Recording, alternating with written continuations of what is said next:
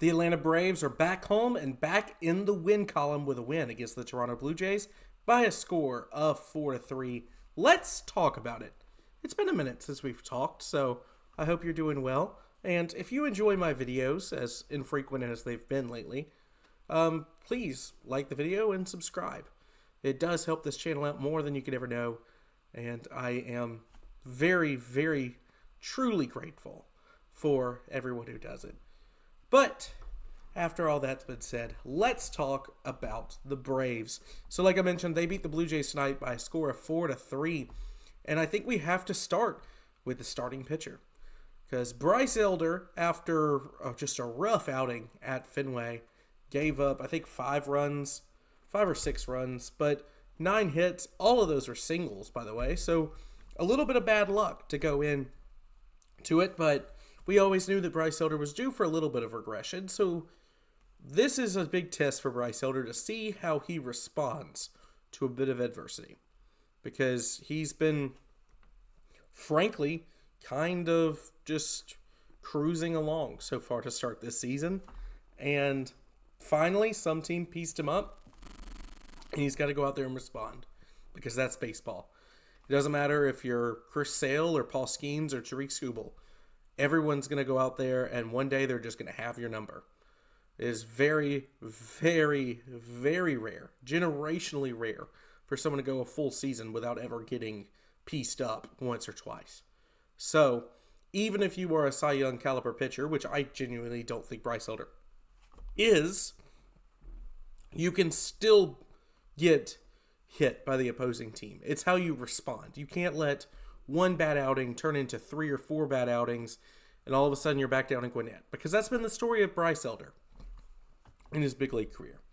So he faces Braves legend Kevin Gausman. I have some funny stories about Kevin Gausman I might tell one day. But he gets the start for Toronto.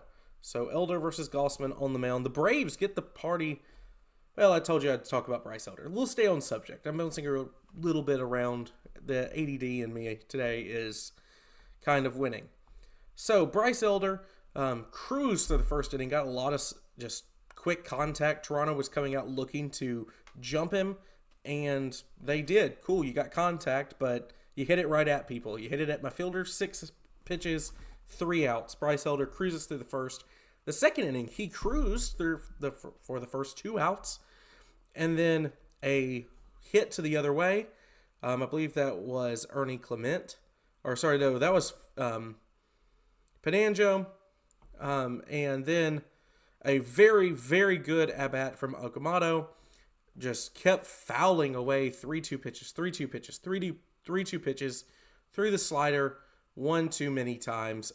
Okamoto just puts it in the air. The wind was carrying balls to right tonight, and it gets into the chop house. So this game is tied after 2 innings. Bryce Elder put that aside and shut down the Blue Jays for 3 more innings. So gets out of the second and just goes out there and throws shutout baseball for the rest of his time. Does go back out for the 6th, and he runs into a little bit of trouble. But Ranger Suarez is able to come in and pick him up. Keeps the bleeding to only 1 run allowed, which at the time was a tie game until the bottom of the 6th. Bryce Elder still walks away with a win, and for a guy you came into the season thinking may not even be part of your rotation, Bryce Elder going 5 2/3 with 3 runs given up on a night where he kind of looked a little off. You take that any day of the week. It gives your chance, your best offense in baseball, a chance to win with putting up 3 or 4 runs for them should be easy, regardless of the team they play. So Bryce Elder went out, gave his team a chance to win, and they rewarded him with a pitching win of his own.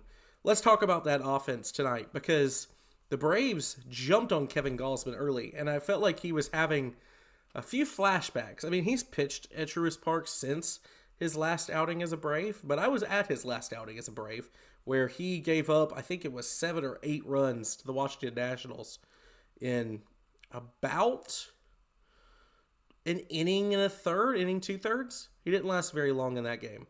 So and then he got DFA'd the next day. So that was before Kevin Gausman became Kevin Gausman. But he was just not good at Truist Park in his career, and I think he started to have some flashbacks of that tonight. Has Ronald down 0-2. Ronald works a nice walk, just isn't chasing, takes first base. And Michael down 0-2. Michael, not prone to walking, works the count to 3-2, and just laces a double right past Varsho's glove. I mean, Varsho almost made that a play, which was impressive. It was very good center fielding by Dalton Varsho, but it just gets by, probably an inch or two past his glove. Ronald Acuna, heads up base running, was already standing on second and just waiting. Once that ball was by him, Ronald Acuna Jr. is scoring 100 times out of 100. I don't care if you have Ricky Henderson out there in center field. Braves, 1-0. Michael Harris standing on second. The Braves do their job. Ozzie Albies and Matt Olson. Matt Olson hits the ball to the right side after working a nice at-bat.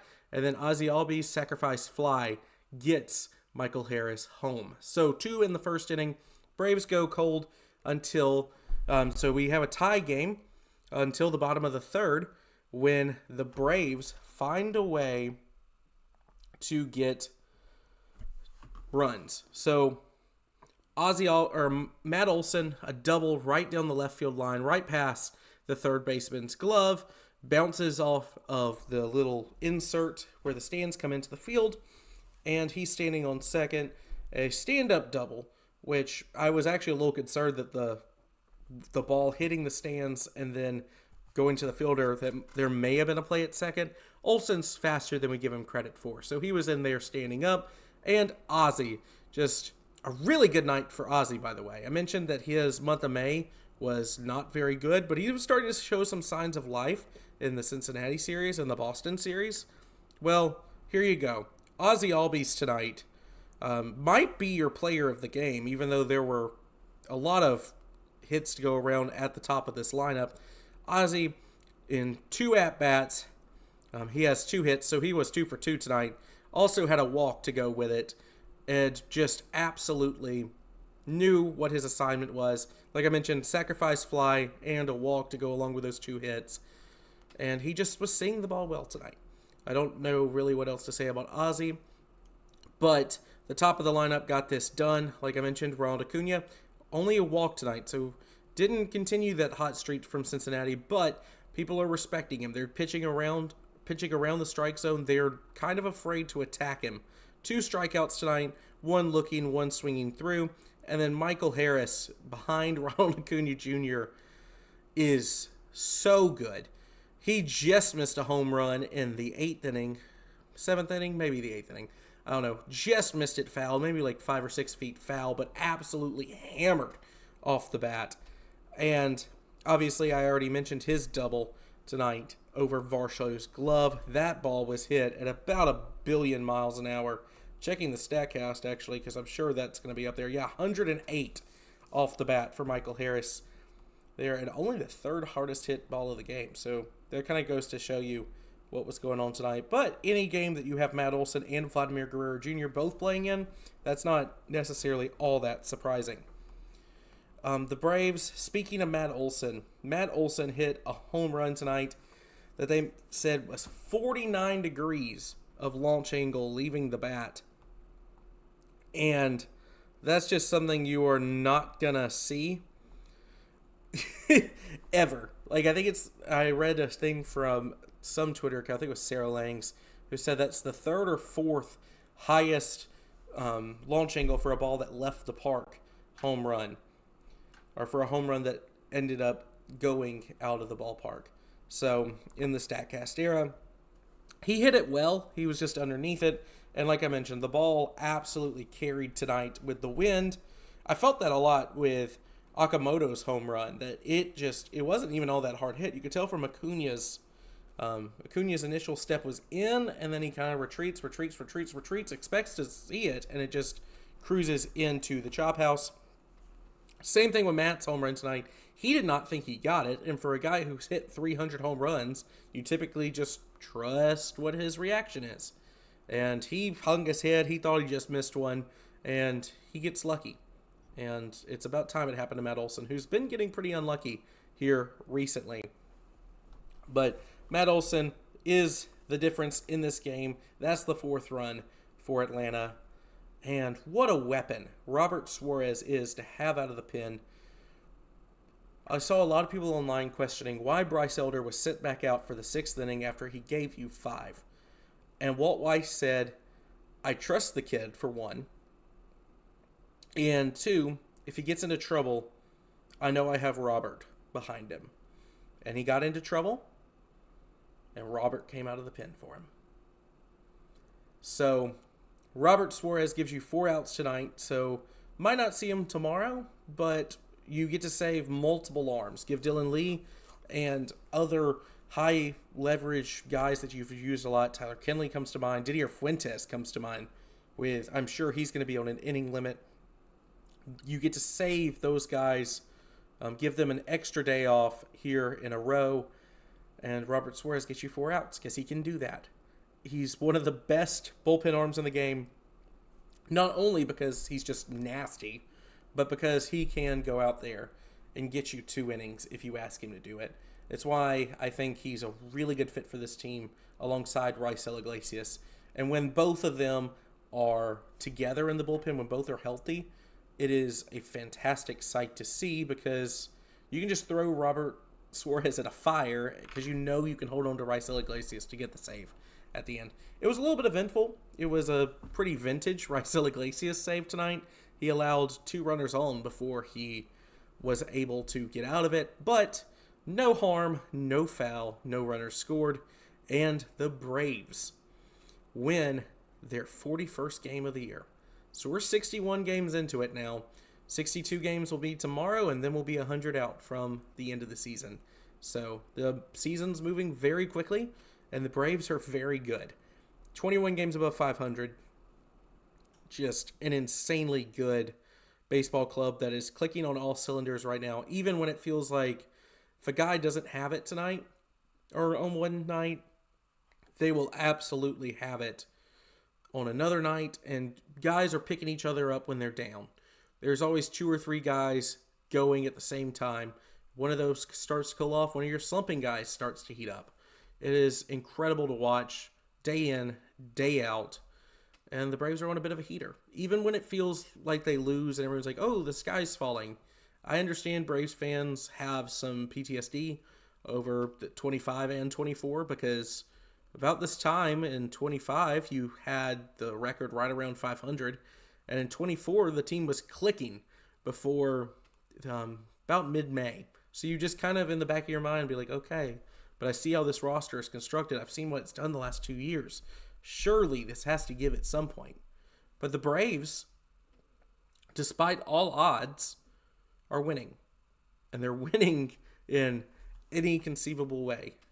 That they can win in a blowout, they can win a close game, they can win a slugfest, they can win a pitcher's duel, they can win a weird game. They just know how to win. And right now it feels like the boys are having fun. And I don't know if I've been able to say that since 2023. 2023 left a mark on this team, and I think that the only thing that was going to fix it was either getting rid of all your players or getting rid of Brian Snitker.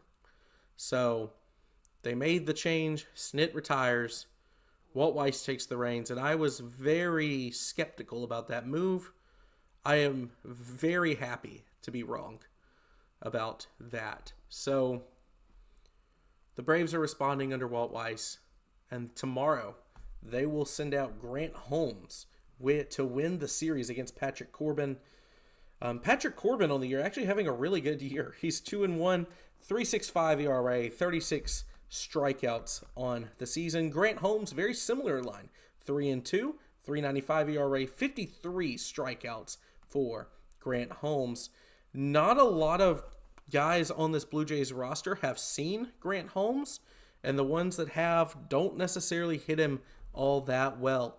In 4 at-bats, Clement is 1 for 4 against him, Jimenez 1 for 2, Guerrero 1 for 4, 0 for 2 for Heineman, Luke is 1 for 4, And then you have like a pretty good portion of this lineup who's never seen him. The best guy against him is Miles Straw with 1 home run. He's 1 for 2 with a homer. Though, like I said, only 2 at-bats there against Grant Holmes. Hopefully, Grant Holmes can get through the 4th inning, which seems to be his major struggle. He's really, really good in every other inning, and he's got like a 7.86 ERA in the 4th. So, as for Patrick Corbin, every Brave, it feels like, has seen him a lot. So, not anything to be, or not really anything to look into, though, because this is a completely different Patrick Corbin than has been with the Nationals, both before and after his World Series related contract. So we'll see how the Braves do against an old enemy, and we'll see how the Blue Jays fare against someone they've never really seen before. So I'm very excited to see what it is. I want to see Grant Holmes recover. And yeah, I think that just about wraps up this Braves recap. Like I mentioned on the forend, if you did stick around to the end, you enjoyed this video, I make Braves content pretty often, and then I also make a lot of other sports content. You can look around my background here and see kind of what I'm into. So, and there'll be plenty more content soon. So hope to get to more consistent uploading. I've been sick basically ever since I've got back from LA. So between that and work, just have not felt like making videos. But tonight, felt good enough. Took some notes pre-game, or post-game, excuse me. So we got a video. But thank you so much for tuning in, if you tuned in this far. And I'll catch you tomorrow night. And until then, peace up and keep on chopping.